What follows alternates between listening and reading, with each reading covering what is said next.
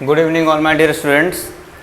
तो पिछले लेक्चर में हम लोग स्टडी कर रहे थे एन फैक्टर कैलकुलेशन। तो हम लोगों ने स्टडी किया था ऑक्सीडाइजिंग रिड्यूसिंग एजेंट के केस में। मैं आपको बताया था कैसे कैसे एन फैक्टर हम लोग कैलकुलेट करते हैं। जब एक कंपाउंड में से सिर्फ एक ही एटम का ऑक्सीडेशन स्टेट चेंज करता है तब, जब एक एटम से ज़्यादा का चेंज करता है तब। वो दोनों मैं आपको बता चुका था, ठीक है। तो ये सब हम लोग प्रीवियस क्लास में ये सब हम लोग देख चुके थे नाउ। तो अब हम लोग कुछ इंपॉर्टेंट, मैं आपको इक्वेशन भी कराया था जिसमें मैं इक्वेशन आपको बना करके दिया था, लेकिन हर जगह इक्वेशन आपको फॉर्म करके नहीं दिया हुआ रहता है। तो कुछ इक्वेशन या कुछ ऑक्सीडाइजिंग इंपॉर्टेंट ऑक्सीडाइजिंग और रिड्यूसिंग एजेंट्स हैं, उनका मैं इक्वेशन आपको लिख देता हूँ, वो आपको ध्यान में रखना पड़ेगा। और उसको हम लोग दूसरे इक्वेशन के साथ ऐड करके तब क्वेश्चन को सॉल्व करते हैं, ठीक है।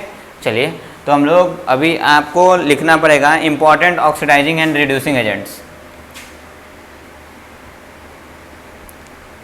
Important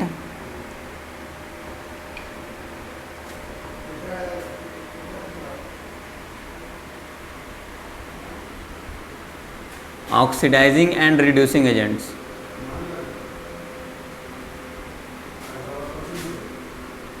important oxidising and reducing agents, ठीक है। फर्स्ट हम लोग अभी लिख लेते हैं ऑक्सीडाइजिंग एजेंट्स को, देन हम लोग लिखेंगे रिड्यूसिंग एजेंट्स को।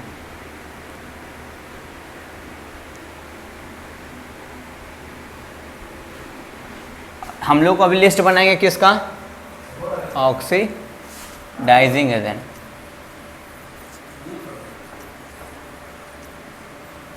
ऑक्सीडाइजिंग, तो हम लोग अभी लिस्ट बनाएंगे किसका भाई? तो ऑक्सीडाइजिंग एजेंट। तो ऑक्सीडाइजिंग एजेंट कौन होता है? तो मैं आपको पढ़ाया था, जो दूसरे को ऑक्सीडाइज करता है और खुद क्या करता है? रिड्यूस करता है। तो ये रिड्यूस ओन्स,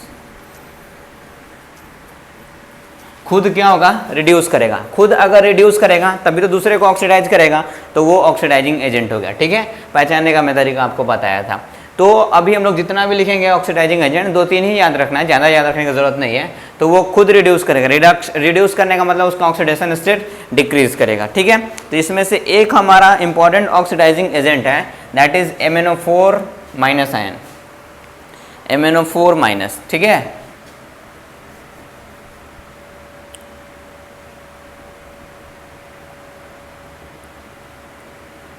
MnO4- आयन, इसको हम आयन को बोलते हैं परमैंगनेट आयन। कौन सा आयन हम लोग इसको बोलते हैं? Permanganate ion. तो कहीं पे अगर MnO4- लिखा हुआ रहे या फिर परमैंगनेट आयन लिखा हुआ रहे, मतलब हम लोग यही समझेंगे, ये एक इंपॉर्टेंट हमारा ऑक्सीडाइजिंग एजेंट है, ठीक है। एसिडिक मीडियम, बेसिक मीडियम और न्यूट्रल मीडियम, इन सारे अलग अलग मीडियम में ये अलग अलग टाइप से हमारा चेंज करता है। जैसे अगर हम लोग देखें केस ए में इसका, कि एसिडिक मीडियम में, केस ए क्या चीज़ का, कौन सा मीडियम है हमारा? इन एसिडिक मीडियम। तो एसिडिक मीडियम में, इन केस ऑफ एसिडिक मीडियम, जो MnO4- है हमारा, वो Mn2+ में चेंज कर जाएगा। MnO4- will basically change into Mn2+। किस में चेंज कर जाएगा हमारा? Mn2+ में चेंज कर जाएगा। किस में चेंज कर जाएगा? Mn2+ में। यहाँ पे मैंगनीज का अगर ऑक्सीडेशन स्टेट आप निकालोगे तो ऑक्सीडेशन स्टेट इज +7, और यहाँ पे मैंगनीज का ऑक्सीडेशन स्टेट इज +2। तो खुद देखिए, +7 से +2 में चला गया, मतलब खुद का ऑक्सीडेशन स्टेट घट रहा है। तो खुद जब घटेगा तभी तो अगले को ऑक्सीडाइज करेगा। तो जब कभी भी लिखा हुआ रहेगा कि potassium permanganate in acidic solution oxidises या फिर रिड्यूसेस टू, मतलब जो भी कन्वर्ट्स टू, तो ये हमारा MnO4- हमेशा एसिडिक मीडियम में किस में कन्वर्ट होगा? Mn2+ में। किस में कन्वर्ट होगा आपका? हमेशा Mn2+ में कन्वर्ट होगा। जबकि केस बी,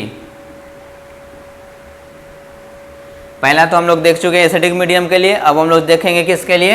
तो बेसिक, या फिर पहले हम लोग न्यूट्रल के लिए देख लेते हैं। तो in case of neutral medium, कौन से मीडियम के लिए? न्यूट्रल, ना ही एसिडिक ना ही बेसिक। जो MnO4- होता है, मेन रिएक्शन ये है, रिएक्शन, इस रिएक्शन को आपको याद रखना है कि in acidic medium MnO4- converts to Mn2+। In neutral medium MnO4- basically converts to MnO2। Neutral medium में MnO4- किस में कन्वर्ट कर जाता है? MnO2 में। MnO4- किस में कन्वर्ट हो जाएगा भाई? MnO2 में कन्वर्ट हो जाएगा, ठीक है। इन केस ऑफ कौन सा मीडियम? Neutral medium. यहाँ पे +7 ऑक्सीडेशन स्टेट और यहाँ पे +4, फिर से डिक्रीज कर रहा है, मतलब खुद हमारा रिड्यूस कर रहा है, तो ऑक्सीडाइजिंग एजेंट की तरह एक्ट करेगा। और केस सी जो थर्ड केस होगा हमारा वो कौन सा होगा, हम लोगों ने एसिडिक मीडियम देख लिया, हाँ हम लोगों ने एसिडिक मीडियम देख लिया, बेसिक मीडियम देख लिया, और थर्ड जो हमारा केस होगा अल्कलाइन मीडियम। तो अल्कलाइन मीडियम के लिए अगर हम लोग देखेंगे तो in case of alkaline medium जो MnO4 माइनस है वो कन्वर्ट हो जाता है, हाँ ये कौन सा मीडियम, बेसिक मीडियम और अल्कलाइन मीडियम। बेसिक मीडियम या बेसिक को हम लोग बोलते हैं अल्कलाइन मीडियम, कुछ भी लिखा हो रहेगा मतलब सेम ही है। तो इन केस ऑफ अल्कलाइन और basic medium MnO4 minus converts to MnO4 minus 2, ठीक है, clear.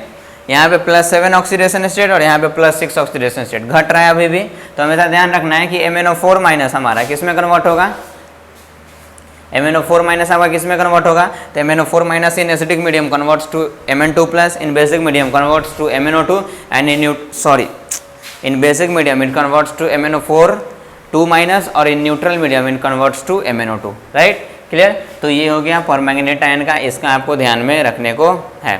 Now the second one Cr2O7 dichromate ion.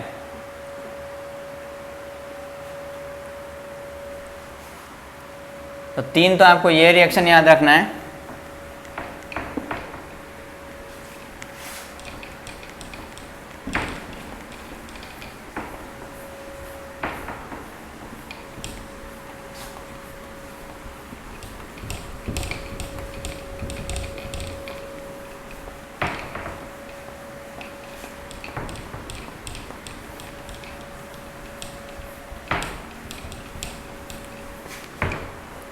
second one is Cr2O7 2 minus, Cr2O7 2 minus, this is basically called as dichromate ion. कौन सा ion हम लोग इसको बोलते हैं, dichromate ion, it is also an oxidising agent. तो dichromate ion Cr2O7 2 minus it basically converts to Cr3 plus, ये किस में कन्वर्ट हो जाता है आपका, Cr3 प्लस में कन्वर्ट हो जाएगा, किस में कन्वर्ट हो जाएगा, Cr3 प्लस में कन्वर्ट हो जाएगा। और ये सिर्फ और सिर्फ ऐसा कन्वर्ट होता है in case of acidic medium, in acidic medium ही ये Cr2O7 2 माइनस किस में कन्वर्ट होगा, Cr3 प्लस। बाकी basic medium that is alkaline medium या फिर न्यूट्रल मीडियम में ये हमारा ऑक्सीडाइजिंग एजेंट की तरह वर्क नहीं करता है। यहाँ पे अगर इसका ऑक्सीडेशन स्टेट निकालें तो 2x minus 14 it is equal to -2, तो 2x इज इक्वल टू 12, तो x इज इक्वल टू 6। तो यहाँ पे क्रोमियम का ऑक्सीडेशन स्टेट हो गया +6 और यहाँ पे क्रोमियम का ऑक्सीडेशन स्टेट हो गया +3, मतलब घट रहे हैं ऑक्सीडेशन स्टेट, ऑक्सीडेशन स्टेट घट रहा है मतलब खुद रिड्यूस कर रहे हैं, खुद रिड्यूस कर रहे हैं तो अगले को ऑक्सीडाइज करेगा। So it is an important oxidising agent dichromate ion Cr2O7 2 minus. तो कभी भी लिखा रहेगा एसिडिक मीडियम में Cr2O7 2 माइनस किस में चेंज कर जाता है, तो it changes to basically Cr3 plus, किस में कन्वर्ट हो जाएगा हमारा, Cr3 प्लस में कन्वर्ट हो जाएगा। क्लियर, आई बात समझ में, ठीक है, ओके। नाउ नेक्स्ट एक आप लास्ट ध्यान रखोगे, इसमें लिख लेते हैं हम लोग, ये सेकंड था बी नंबर, और एक लास्ट आप सी नंबर ध्यान रखोगे कि H2O2 कौन है हमारा, हाइड्रोजन परऑक्साइड। ये हमारा एसिडिक मीडियम में, ठीक है, या कोई सा भी मीडियम में जनरली हम लोग बात कर लेते हैं। तो in case of H2O2 hydrogen peroxide, in case of acidic medium या नॉर्मल जो भी मीडियम आप बोलो, इट कन्वर्ट्स इनटू वाटर, किस में कन्वर्ट हो जाएगा, वाटर में। यहाँ हाइड्रोजन परऑक्साइड है और परऑक्साइड के केस में मैं आपको बताया था कि ऑक्सीजन का ऑक्सीडेशन स्टेट -1 और यहाँ पे नॉर्मल ऑक्साइड है इसलिए ऑक्सीजन का ऑक्सीडेशन स्टेट -2। तो खुद का हमारा क्या और ऑक्सीडेशन स्टेट घट रहा है, तो खुद का ऑक्सीडेशन स्टेट घट रहा है मतलब खुद रिड्यूस कर रहा है, तो कौन सा एजेंट की तरह एक्ट करेगा, ऑक्सीडाइजिंग एजेंट की तरह। तो आपको ऑक्सीडाइजिंग एजेंट में ध्यान रखना है परमैंगनेट आयन, डाइक्रोमेट आयन और यहाँ पे हाइड्रोजन परऑक्साइड। परमैंगनेट आयन का एसिडिक मीडियम में MnO4 minus converts to Mn2 plus, basic medium और अल्कलाइन मीडियम में MnO4 minus converts to MnO4 minus 2 और in neutral medium it converts to MnO4 minus converts to MnO2। Whereas dichromate ion Cr2O7 2 minus ion in acidic medium converts to Cr3 plus and H2O2 hydrogen peroxide converts to H2O in acidic medium और in normal medium जो भी आप बोल सकते हो, ठीक है। तो इतना आपको इम्पॉर्टेंट आपको क्या रखना है, तो इतना आपको इम्पॉर्टेंट क्या रखना है, हमेशा ध्यान रखना है कि ऑक्सीडाइजिंग एजेंट, ठीक है, कि ऑक्सीडाइजिंग एजेंट ये सब होता है, ठीक है। चलिए हम लोग नेक्स्ट देखते हैं।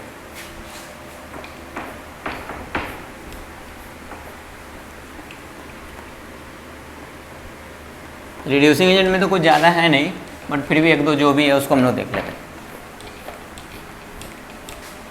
क्वेश्चन इस पे कैसे बनेगा सो मैं तो आपको बना करके बताऊंगा ही, ठीक है। Second one is a reducing agent, जो दूसरे को करेगा भाई रिड्यूस, तो दूसरे को करेगा रिड्यूस तो खुद क्या होगा ऑक्सीडाइज, तो ऑक्सीडाइजेज ओन खुद क्या हो जाता है ऑक्सीडाइज कर जाता है। जैसे एक तो है आपका oxalate C2O4 2-, this ion is basically the oxalate ion, इस आयन का कौन सा नाम है ऑक्सलेट आयन, ठीक है। ये कन्वर्ट हो जाता है आपका CO2 में, कार्बन का ऑक्सीडेशन स्टेट यहाँ पे +4 और यहाँ पे कार्बन का ऑक्सीडेशन स्टेट आप निकालोगे तो +3, ठीक है। तो कार्बन का ऑक्सीडेशन स्टेट +4 +3, तो +3 से +4 चला गया मतलब खुद का ऑक्सीडेशन स्टेट इंक्रीज कर गया, मतलब खुद ऑक्सीडाइज कर गया, दूसरे को क्या कर देगा रिड्यूस, तो it act as reducing agent oxalate ion, ठीक है। Whereas option number B second आप ध्यान में रख सकते हो किसको, तो आप सेकेंड ध्यान में रख सकते हो इंपॉर्टेंट रिड्यूसिंग एजेंट में एक आयरन को रख सकते हो आप, तो Fe पे चार्ज होता है +2, अगर ये Fe+2 कन्वर्ट हो गया आपका Fe3+ में, तो ऑक्सीडेशन स्टेट यहाँ पे +2, ऑक्सीडेशन स्टेट यहाँ पे +3, खुद क्या हो गया ऑक्सीडाइज, तो कैसा एक्ट करेगा रिड्यूसिंग एजेंट की तरह एक्ट करेगा। और सी लास्ट आप याद रख लो हाइड्रोजन परऑक्साइड का, ये भी रिड्यूसिंग एजेंट की तरह काम करता है, और जब ये रिड्यूसिंग एजेंट की तरह काम करेगा तो O2 में कन्वर्ट हो जाएगा। यहाँ पे ऑक्सीजन का ऑक्सीडेशन स्टेट -1, यहाँ पे O2 एलिमेंट्री फॉर्म है तो ऑक्सीडेशन स्टेट 0, तो -1 से 0 हो गया, मतलब क्या हो गया इंक्रीज हो गया ऑक्सीडेशन स्टेट में, तो इसका खुद का ऑक्सीडेशन और खुद का ऑक्सीडेशन मतलब कौन सा एजेंट की तरह एक्ट कर रहा है रिड्यूसिंग एजेंट की तरह एक्ट कर रहा है। तो ये तीन अगर आप रिड्यूसिंग एजेंट ध्यान में रखोगे तब आप आराम से कोई भी इक्वेशन बना सकते हो, ठीक है। क्लियर, आई बात समझ में, क्लियर है। चलिए जैसे कुछ क्वेश्चंस मैं आपको इस पे करवाता हूँ तब आपको और अच्छे तरीके से इसको समझ में आएगा। इतना आपको याद रखना है, ठीक है, बार बार आप देखोगे तो आपको याद हो जाएगा, ऐसे ही बार बार पढ़ोगे आप तो। चैप्टर हमारा कंक्लूजन पे ही है, अब लगभग खत्म ही हो गया हमारा chapter.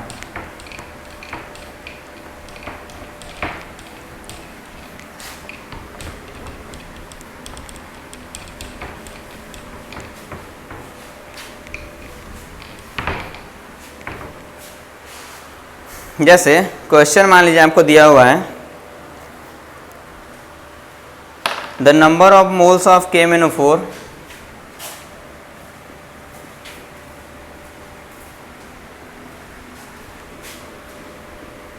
the number of moles of KMnO4 that will be needed to react with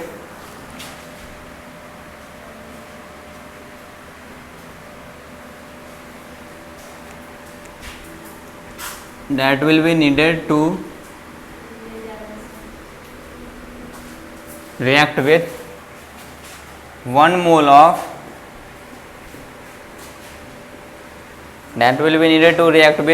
of sulfite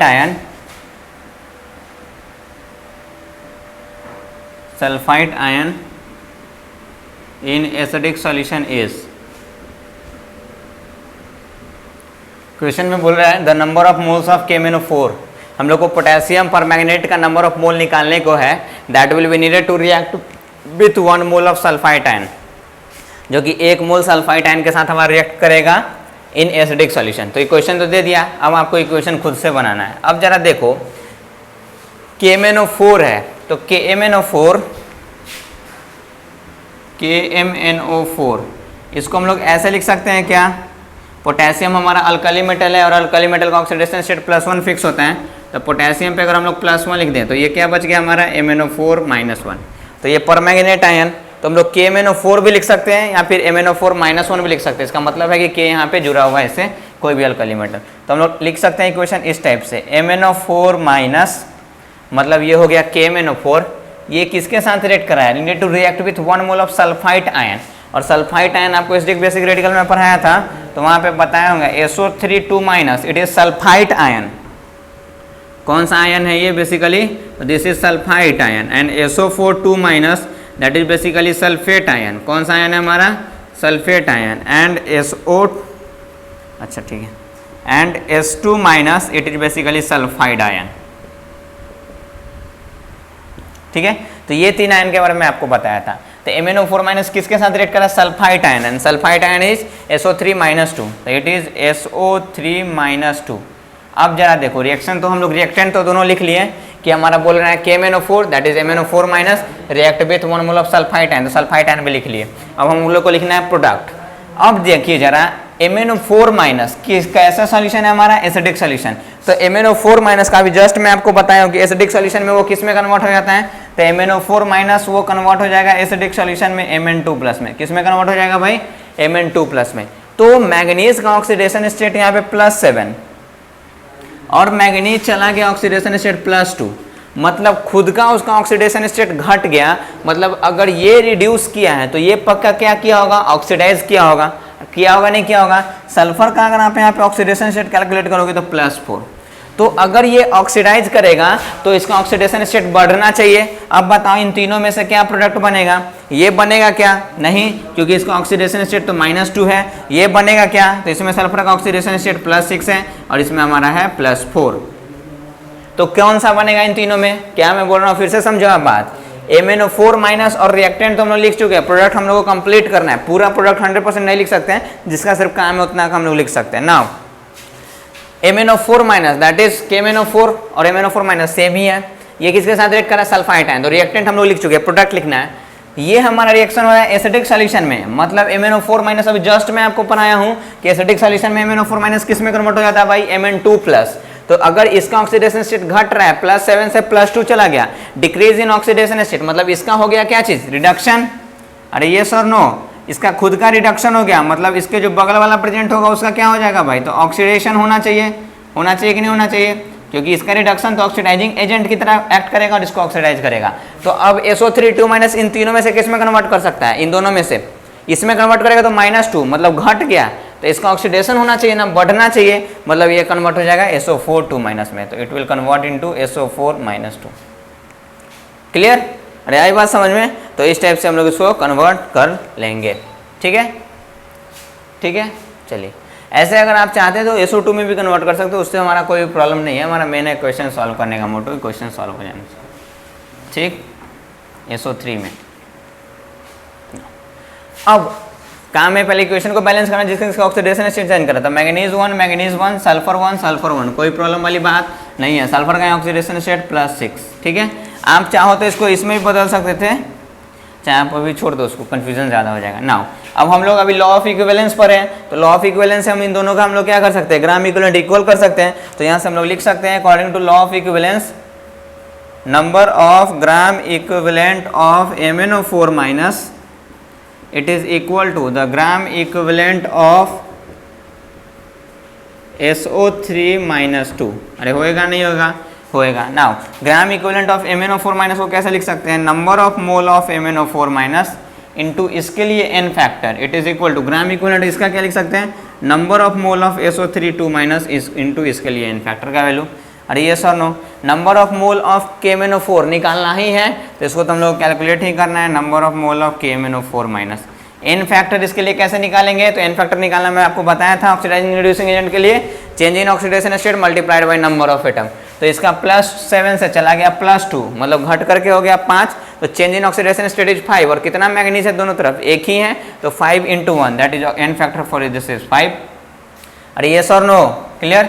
number of mole of sulphide ion दिया हुआ है ना, 1 mole of sulphide ion, that means इसका वैल्यू हो गया 1, और इसके लिए n फैक्टर का वैल्यू, सल्फर का ऑक्सीडेशन स्टेट +4, यहाँ पे सल्फर का +6, change in oxidation state multiplied by number of atom, तो चेंज कितना हो गया, +4 से +6, 2 का इंक्रीज, 2 का चेंज हो गया, और एक ही एटम है तो 2, तो 1 इंटू सिंपली 2। तो यहाँ से हमारा क्या आ गया, number of mole of MnO4 minus आ गया, 2 × 1 दैट इज 2, और यहाँ मल्टीप्लीकेशन मेथड में डिवीजन में चला जाएगा, तो 2/5 मोल इज द आंसर आ गया। पोटेशियम पर मैग्नेट का हमारा आंसर कितना आ गया, कितना मोल, 2/5 मोल। क्लियर, होप आपको अच्छे तरीके से समझ में आया होगा, कोई बड़ा चीज़ था क्या, नहीं। तो मेन काम इसका है क्या एक्चुअल में, तो मेन वर्क है हमारा कि इक्वेशन को लिख लेना। इक्वेशन जैसे ही आप लिख लोगे, इक्वेशन को लिखने के लिए इतना दिमाग आपको लगाना पड़ेगा, जो कि खास है नहीं।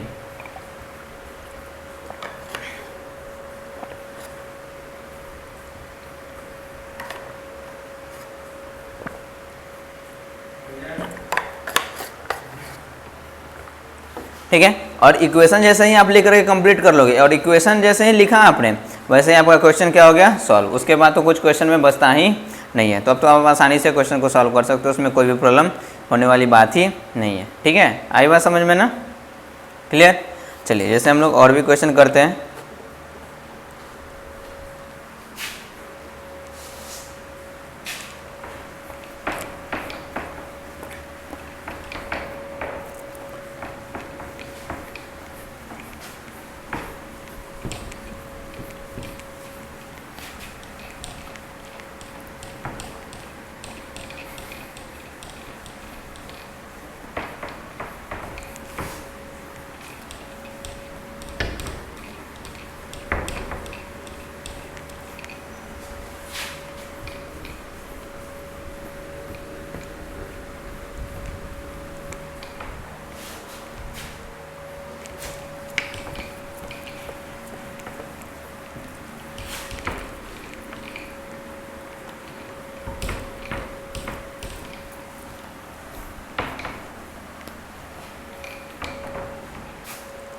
चलिए जैसे नेक्स्ट क्वेश्चन हम लोग करते हैं।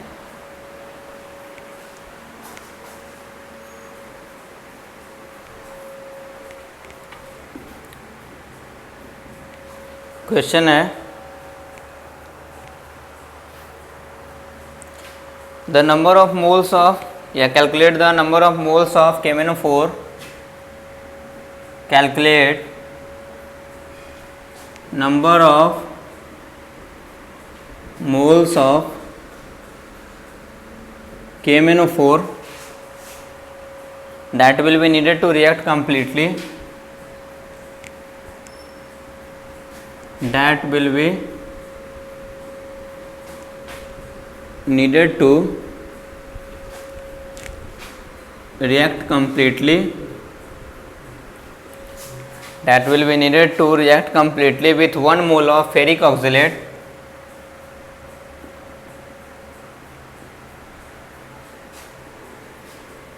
(1 mole of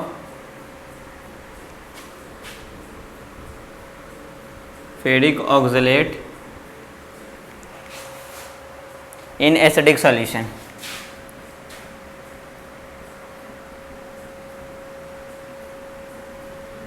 चलिए क्वेश्चन है calculate number of moles of KMnO4, KMnO4 मतलब MnO4 minus, that will be needed to react completely with 1 mole of ferric oxalate. Ferric oxalate जरा आप देखो क्या होता है। ऑक्जेलेट अभी मैं बताया आपको, that is C2O4, oxidation state -2 valency, और फेरिक, तो फेरिक में इसका आयरन का होता है +3, फेरस में होता है +2, तो कंपाउंड क्या बनेगा, तो कंपाउंड बनेगा Fe2C2O4 होल थ्राइस। ठीक है, तो आइए हम लोग देखते हैं इसका। तो calculate number of moles of KMnO4, तो हम लोग इसको लिख सकते हैं KMnO4 को MnO4 माइनस, अगर आपको ऐसा लिखना है तो, और नहीं तो आप KMnO4 भी लिख दो, तब भी कोई भी बात नहीं है, तो आप KMnO4 ही लिख दो।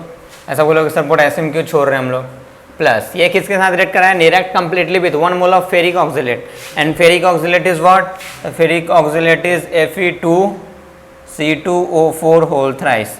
ये हमारा एसिडिक सॉल्यूशन में रिएक्शन हो रहा है, तो MnO4 माइनस के बारे में आपको बताया हूँ, एसिडिक सॉल्यूशन में वो किस में कन्वर्ट हो जाता है भाई, तो Mn2 प्लस में, वो किस में कन्वर्ट हो जाता है, Mn2 प्लस में, राइट। तो वो उसका ऑक्सीडेशन स्टेट यहाँ पे +7, तो +7 से अगर वो +2 में चला गया, मतलब उसका खुद का क्या हो गया, रिडक्शन, और खुद का अगर रिडक्शन हुआ तो ऑक्सीडाइजिंग एजेंट की तरह एक्ट करेगा और इसको ऑक्सीडाइज कर देगा। तो इसमें अगर आयरन का ऑक्सीडेशन स्टेट आप निकालोगे दैट इज +3, और इस कार्बन का ऑक्सीडेशन स्टेट निकालोगे तब भी आपका आ जाएगा +3, राइट। अब इसका हो रहा है रिडक्शन, मतलब इसका होना चाहिए ऑक्सीडेशन, तो इसमें किसका ऑक्सीडेशन होगा भाई, आयरन का ऑक्सीडेशन पॉसिबल है क्या, नहीं, क्योंकि आयरन का 2 ही ऑक्सीडेशन स्टेट, 2 ही वैलेंसी पॉसिबल है। +2 वाला वो तब होता है जब वो फेरस होता है, और आयरन का ऑक्सीडेशन स्टेट +3 वाला मतलब वैलेंसी +3 जब वो फेरिक होता है।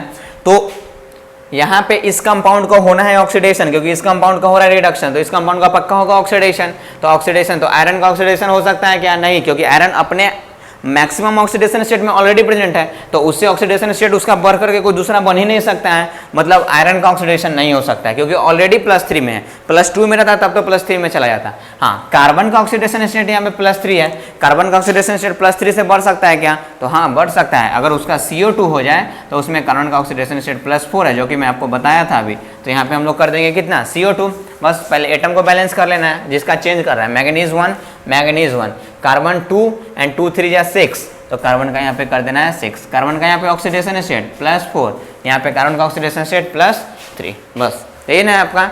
बस अब n फैक्टर दोनों के लिए निकाल लो और ग्राम इक्विवेलेंस आप लगा दो। रिएक्शन आप जहाँ कंप्लीट कर लिए ना, क्वेश्चन तो आपका वहीं पे सॉल्व हो गया। रिएक्शन नहीं कंप्लीट हो रहा है तब तो फिर प्रॉब्लम है, ठीक है। उसके लिए थोड़ा सा दिमाग लगाना पड़ेगा, पीछे का चीज़ आपको याद रखना पड़ेगा। इसलिए मैं बोलता हूँ बार बार आप रिवाइज करो, रिवाइज नहीं करोगे चीज़ों को, पीछे वाला सारा को भूलते चले जाओगे, क्वेश्चन आएगा सॉल्व नहीं होगा, ठीक है ना। n फैक्टर अगर हम लोग निकालना चाहें KMnO4 के लिए, तो n फैक्टर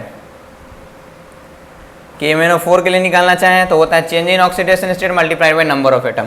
तो नंबर ऑफ एटम तो 1 ही है, चेंज इन ऑक्सीडेशन स्टेट तो +7 से +2 मतलब 5 का चेंज, तो इसके लिए n फैक्टर हो गया ये। और इसके लिए अगर हम लोग निकालना चाहें, क्या है आपका Fe2C2O4 whole thrice, Fe2C2O4 whole thrice, इसके लिए +3 से जा रहा है +4 एक एटम के लिए, क्योंकि ऑक्सीडेशन स्टेट पर एटम हम लोग निकालते हैं, तो एक एटम के लिए 1 का चेंज हो गया। और ऐसा ऐसा कितना एटम है कार्बन का, तो 3 2 जा 6, तो 1 × 6 चेंज इन ऑक्सीडेशन स्टेट पर एटम निकालते हैं तो +3 से +4 दैट इज 1 का change multiplied by number of atom, तो नंबर ऑफ एटम कार्बन कितना है 6, तो 1 × 6 दैट इज 6 आ गया ऑक्सीडेशन स्टेट, सॉरी 6 आ गया n फैक्टर। बस अब n फैक्टर जैसे ही निकला, ग्राम इक्विवेलेंस लगाने में कोई बुराई वाली बात नहीं है, तो लगा देंगे इधर में number of gram equivalent of KMnO4, it must be equal to number of gram equivalent of Fe2C2O4 whole thrice. बस इसका फॉर्मूला क्या होगा, number of mole into n factor होता है, तो number of mole of KMnO4 into इसके लिए n factor, it is equal to number of mole of FeC2O4 whole thrice into इसके लिए n फैक्टर।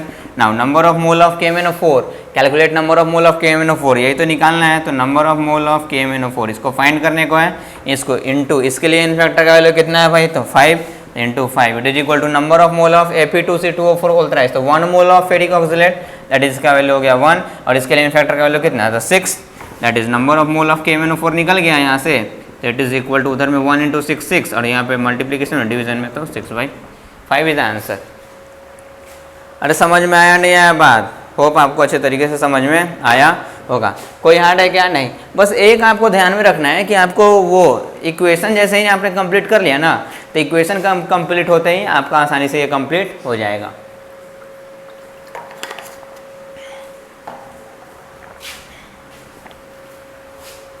अगर आप इक्वेशन नहीं कंप्लीट कर पा रहे हो देन आपको परेशानी होने वाली है, ठीक है। एक और हम लोग क्वेश्चन करते हैं इसी पे,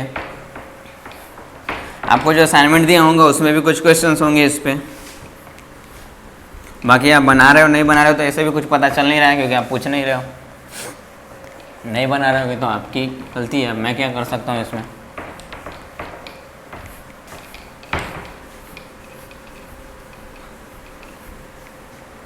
क्योंकि कोई इतना विद्वान तो आप में होगा नहीं कि सारा कुछ आता ही होगा उसको, जितना भी क्वेश्चन आज तक दिया सारा सॉल्व हो गया, एक में भी डाउट कहीं नहीं हो रहा है।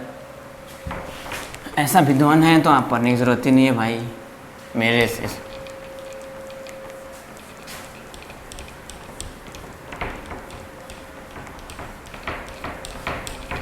चलिए problem number next, how many moles of Cr2O7 are needed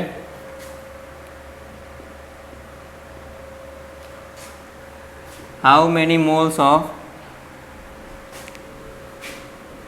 Cr2O7 2 minus needed to react completely with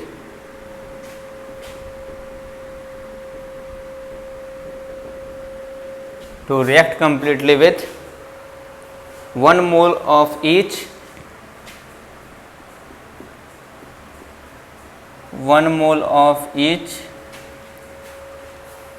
FeSO4 and FeC2O4, ferrous sulfate and ferrous oxalate FeC2O4। Question बोला है कितना मोल हमारा डाइक्रोमेट आयन का लगेगा टू रिएक्ट कम्प्लीटली विथ, एक मोल इसका भी और एक मोल इसका भी, दोनों के लिए हम लोग अलग अलग लिख लेते हैं। तो पहले तो लिखेंगे FeSO4 के लिए, तो इसके लिए लिखिए Cr2O7 2 माइनस, ये किसके साथ रिएक्ट कर रहा है पहले में FeSO4 के लिए, तो ये किस में कन्वर्ट होगा, हाँ सॉरी, इन एसिडिक मीडियम, ये तो छूट ही गया मेन बात, इन एसिडिक मीडियम। तो एसिडिक मीडियम में मैं आपको बता चुका हूँ कि डाइक्रोमेट आयन किस में कन्वर्ट हो जाता है भाई, Cr3+। यहाँ पे क्रोमियम का ऑक्सीडेशन स्टेट है +6, ये क्रोमियम चला गया +3 ऑक्सीडेशन स्टेट में, मतलब ये पूरा कंपाउंड हो गया रिड्यूस, तो ये कंपाउंड करेगा ऑक्सीडाइज। और इसका केस में हम लोग इसका ऑक्सीडेशन स्टेट देखें, फेरस है तो +2 और यहाँ पे सल्फर का +6। तो सल्फर अपने से पहले ही मैक्सिमम ऑक्सीडेशन स्टेट में, सल्फर का 6 से ज़्यादा बढ़ नहीं सकता है, तो ऑक्सीडेशन स्टेट 6 से ज़्यादा नहीं हो सकता। मैं सल्फर का जितना भी अब कंपाउंड देखो, जितना भी ion, maximum oxidation state is 6, तो 6 से बढ़ नहीं सकता है। बट आयरन का तो 2 से बढ़ सकता है, क्योंकि ये रिड्यूस किया तो इसको पक्का ऑक्सीडाइज करना पड़ेगा, मतलब आयरन का 2 से बढ़ना पड़ेगा, मतलब आयरन को किस में जाना पड़ेगा, +3 में। कंप्लीट हो गया, बस एन फैक्टर निकाल लेंगे। इसके लिए अगर एन फैक्टर की वैल्यू निकाले, इसके लिए एन फैक्टर का वैल्यू कितना होगा, चेंज इन ऑक्सीडेशन स्टेट, पहले एटम को बैलेंस करो, एक क्रोमियम है तो 2 क्रोमियम कर दो इधर, एक आयरन बैलेंस है। चेंज इन ऑक्सीडेशन स्टेट, तो +7 से +3 ऑक्सीडेशन स्टेट आ गया, चार्ज यहाँ पे +3 है तो ऑक्सीडेशन स्टेट +3 ना होगा, तो 3 का चेंज, कितना एटम है 2, तो इसके लिए एन फैक्टर का वैल्यू हो गया हमारा 6। अगर इसके लिए एन फैक्टर की वैल्यू निकालें तो +2 यहाँ चला गया +3 में, मतलब चेंज हो गया 1 का, और कितना एटम है 1, तो इसके लिए एन फैक्टर का वैल्यू हो गया दैट इज़ 1। बस ग्राम इक्विवेलेंट हम लोग को इक्वेट कर देना है, तो gram equivalent of Cr2O72- it is equal to gram equivalent of FeSO4। तो लिख सकते हैं हम लोग यहाँ से gram equivalent of Cr2O72- it is equal to basically gram equivalent of FeSO4, या इसको Fe2+ इधर लिख देंगे, SO4 का जरूरत भी नहीं था हम लोग को ना। इसको हम लोग क्या लिख सकते हैं, number of mole of this into N factor, तो number of mole of this into इसके लिए N factor, it is equal to number of mole of FeSO4 into इसके लिए एन फैक्टर। होगा नहीं होगा, तो डाइक्रोमेट आयन का हम लोग को मोल निकालना ही है, तो यहाँ से निकाल लेंगे Cr2O72- इंटू एन फैक्टर, इसके लिए कितना 6, it is equal to FeSO4 का मोल कितना दिया हुआ है 1 मोल ऑफ ईच, मतलब इसका भी 1 मोल, और इसके लिए एन फैक्टर का वैल्यू हम लोग कितना निकालें 1, तो 1 × 1, मतलब NCr2O72- इसके लिए आ गया 1/6। यहाँ से डाइक्रोमेट आयन का मोल कितना आ गया 1/6 एक केस में। हमारा दूसरा केस है FeC2O4 वाला, तो उसके लिए अलग इक्वेशन लिख देंगे, तो फिर लिख देंगे Cr2O72- राइट, यहाँ पे ये प्लस किसके साथ रेट कर रहा है हमारा FeC2O4 के साथ रेट कर रहा है, तभी हमारा क्या बनाएगा, एसिडिक मीडियम में तो Cr2+ बना लेगा बेसिकली आपका Cr3+। अब इस केस में आ गया पंगा, क्यों, क्योंकि यहाँ पे आयरन अपना +2 ऑक्सीडेशन स्टेट में है, कार्बन अपना +3 ऑक्सीडेशन स्टेट में। आयरन का +2 से +3 हो सकता है, क्योंकि ये सब्सटेंस कर रहा है रिड्यूस, क्योंकि यहाँ पे इसका ऑक्सीडेशन स्टेट है +6, यहाँ पे इसका +3, तो ये सब्सटेंस कर रहा है रिड्यूस, तो ये पक्का करेगा ऑक्सीडाइज। तो आयरन का +2 से +3 पॉसिबल है, और कार्बन का भी +3 से +4 पॉसिबल है CO2 में, तो दोनों लिख देंगे हम लोग। तो Fe का हमारा पॉसिबल है तो Fe3+, और कार्बन का पॉसिबल है तो CO2। यहाँ पे इसका ऑक्सीडेशन स्टेट आ गया +3, इस पर भी चार्ज है +3, और यहाँ पे कार्बन का ऑक्सीडेशन स्टेट आ गया +4। बस अब हम लोग को ग्राम इक्विवेलेंट इक्वेट करना है, एन फैक्टर निकाल लेते हैं। तो इसके लिए एन फैक्टर का वैल्यू कितना होगा, तो +6 से चला गया +3 में, सॉरी मिस्टेक हो गया यहाँ पे, अच्छा ठीक तो है, हाँ, एक के लिए +3 का चेंज और 2 के लिए 6 का, करेक्ट करें। इसके लिए एक के लिए 6 से 3 में चला गया, 3 का चेंज और 2 है ऐसा, तो हमारा हो गया total 6, change in oxidation state multiplied by number of atom इसके लिए। और इसके लिए अगर एन फैक्टर देखें तो आयरन का भी बढ़ रहा है, कार्बन का भी। मैं बताया था एक सब्सटेंस में 2 का होगा, तो हम लोग ऐड करते चले जाएंगे। तो एन फैक्टर एक बार आयरन के लिए तो चेंज कितना है, +2 से +3, मतलब 1 का चेंज, और नंबर ऑफ एटम कितना 1, तो 1 × 1 प्लस इस केस में कितना का चेंज, +3 से +4 का चेंज, और कितना कार्बन है तो 2 कार्बन, तो +3 से +4 का चेंज मतलब 1 का चेंज, और यहाँ पे है टोटल 2, तो 1 × 1 दैट इज़ 1, और 2 × 1 that is 2, that is an factor इसके लिए आ गया 3। दोनों के लिए ग्राम इक्विवेलेंट वाला फिर से इक्वेट कर दो आप, तो gram equivalent of Cr2O72- it is equal to the gram equivalent of FeC2O4। Now gram equivalent का क्या फॉर्मूला होगा, तो number of mole of Cr2O72- into इसके लिए N factor, it is equal to number of mole of FeC2O4 into इसके लिए N factor. Now Cr2O7 के लिए निकालना ही हम लोग को, तो number of mole of Cr2O72- into इसके लिए एन फैक्टर का वैल्यू कितना हो गया 6, it is equal to number of mole, 1 mole of each बोला है मतलब 1, इंटू इसके लिए एन फैक्टर का वैल्यू कितना है 3, नाउ तो number of mole of Cr2O72 minus कितना आ गया 3 × 1/6 दैट इज 1/2, तो 1/2 इधर से, और number of mole of dichromate ion कितना है हमारा 1/6 इधर से। तो अगर हम लोग को निकालना है टोटल हाउ मेनी मोल्स, तो दोनों को ऐड कर देंगे, तो total moles of Cr2O72 minus that is 1/6 plus 1/2, तो 6 यहाँ पे LCM, यहाँ पे 1 प्लस 3 दैट इज 4/6, तो 2 से ये कट जाएगा 2, 2 से 3 that is 2/3 mole is the correct answer. अरे क्लियर, बहुत भारी है क्या? नहीं है। तो आपको अगर प्रीवियस चीज़ें अगर जितना भी मैं पढ़ाया हूँ ना अभी से, मोल कॉन्सेप्ट से लेकर के इधर तक में, बेसिक से लेकर के अभी तक में, अगर सारा कुछ आ रहा होगा तो आपको तो एकदम पूरा तुरंत समझ में आ रहा होगा। बाकी अगर कोई चीज़ नहीं समझ में आ रहा है तो आप ज़रूर बेशक मेरे से पूछो, समझ में आएगा भाई। अगर आप अच्छे से स्टडी कर रहे होगे, सिंसियरली रिवीजन टाइम पे कर रहे होगे, तो इसमें कोई बहुत ऐसा रॉकेट साइंस नहीं है जो समझ में नहीं आ रहा है। सारा कुछ मैं आपको वही बता रहा हूँ कि जो भी आपको पहले पढ़ा चुका हूँ, ठीक है। जो चीज़ भी नया होता है उस पर मैं मतलब सफिशिएंट टाइम देता हूँ। बाकी जो चीज़ मैं पहले पढ़ा चुका हूँ मेरे से उस पर उतना ज़्यादा टाइम नहीं दे पाता हूँ मैं, ये मेरा पर्सनल कमी है कि कोई भी चीज़ अगर मैं पढ़ा चुका हूँ तो उस पर दोबारा मैं उतना मेहनत से नहीं पढ़ा सकता। वो आपकी गलती हो गई कि आपने उसको बार बार रिवाइज नहीं किया। मैं क्विक में उसको बताऊंगा, लेकिन ऑब्वियसली पहले से ज़्यादा स्पीड में थोड़ा सा बताऊंगा, क्योंकि बार बार उतना ही स्पीड से पढ़ाया तो फिर उसी चीज़ पर रह जाएंगे, आगे वाली चीज़ को कब पढ़ेंगे हम लोग, ठीक है। ये बात समझें। तो इस टाइप से आपको ये सब, तो होप आपको समझ में आया होगा कैसे कैसे हम लोग इक्वेशन को कंप्लीट करते हैं और कैसे करते हैं। कुछ क्वेश्चन इसका आपके असाइनमेंट में भी होगा, उसको आप सॉल्व करोगे, नहीं बनेगा तो आप मेरे से पूछोगे, ठीक है। तो ये नेक्स्ट जो हमारा लेक्चर होगा उसमें 1-2 टाइप का रिएक्शन हम लोग को पढ़ना है, डिस्प्रोपोर्शनेट रिएक्शन, कॉन्प्रोपोर्शनेट रिएक्शन, ये सब टाइप का रिएक्शन पढ़ते हुए और हम लोग चैप्टर को वहीं पे कंक्लूड करेंगे, ठीक है ना। एक इम्पॉर्टेंट मैसेज है आप सबके लिए, स्कूल हमारा रीओपन हो चुका है, तो आप लोग में से जो लोग को भी पॉसिबल है यहाँ पे आना, जिन लोगों का भी एडमिशन ये सब हो चुका है, तो वो आप चाहो तो यहाँ पे स्कूल अटेंड कर सकते हो। बसेस ये सब अभी फ़िलहाल नहीं रन करेंगे, वो आपका अगर रन करना होगा बस तो सून आपका मैसेज दिया जाएगा कि बसेस भी रन करेंगे। तो स्कूल व्हीकल अभी नहीं रन कर रही है, तो जो भी लोग के पास पर्सनल आने का सुविधा है, जैसे वो पैदल आ सकते हैं, साइकिल से, ऑटो से, लाइक दैट, बाइक ये सब तो अलाउड है नहीं। अगर किसी के गार्जियन ये सब आकर के ड्रॉप कर सकते हैं तो वो लोग आएंगे। आपका ड्रेस जो होना चाहिए वो एकदम पूरा टोटल फॉर्मल ड्रेस होना चाहिए, फॉर्मल इन द सेंस कि जीन्स चलेगा, बट हाँ वो आपका वो क्या बोलते हैं डैमेज वैमेज वाला ये सब नहीं होना चाहिए, मतलब प्रॉपर एक स्टूडेंट के बेसिस पे आप आओगे। गर्ल्स कैंडिडेट भी अपना ड्रेसअप मतलब सही से आएंगी, कोई रेस्ट्रिक्शन नहीं है, बट आप एक स्कूल में आ रहे हो तो उस टाइप से मैनेज करके आओगे। और साथ में आप अपना मास्क को लेकर के आओगे, साथ में आप हैंड सैनिटाइज़र भी लेकर के आओगे स्कूल में। स्कूल का जो टाइमिंग है बेसिकली वो आपका 7:30 से है, तो 7:30 से आपका क्लासेस स्टार्ट हो जाएगा 7:30 AM, तो आप उसके पहले आ जाओगे और ये रन करेगा आपका 12:30 PM तक का। साथ में इसमें आपका 3 क्लासेस होगा, 1.5 आवर का 3 पीरियड आपका पढ़ाया जाएगा, साथ में आपका 1.5 आवर का लंच ब्रेक भी होगा। तो आप लोग जिन लोगों का भी आना यहाँ पे पॉसिबल है, जो लोग आसपास के हैं या जिनका यहाँ पे पहुँच पाना आसान है, वो ज़रूर से ज़रूर आए यहाँ पे, क्योंकि घर से उतना ज़्यादा अच्छे से पढ़ाई नहीं हो पाता है। अगर आप स्कूल आएंगे तब तो वो काफ़ी अच्छे से आप कर सकते हो।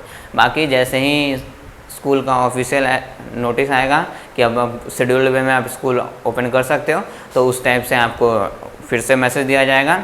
तो उसके बाद आपका अभी फ़िलहाल तो ऑनलाइन क्लासेस भी रन करेंगे, क्योंकि सारे तो आ नहीं पाएंगे इधर में, तो उसके अकॉर्डिंग आपका ऑनलाइन क्लास वहाँ पे ड्रॉप करके और व्हीकल सारा प्रोवाइड किया जाएगा, स्कूल व्हीकल ये सब कि 100% स्टूडेंट इधर में आ सकते हैं, ठीक है। तो फिलहाल आप लोग में से जितना के लिए पॉसिबल है वो इस टाइमिंग में स्कूल आ सकते हैं। फॉर्मल ड्रेस होना चाहिए, कैजुअल ड्रेस, ठीक है, और साथ में मास्क और हैंड सैनिटाइज़र होना चाहिए। लंच आप लेकर के अपना आओगे, ओके, ठीक है। Thank you so much.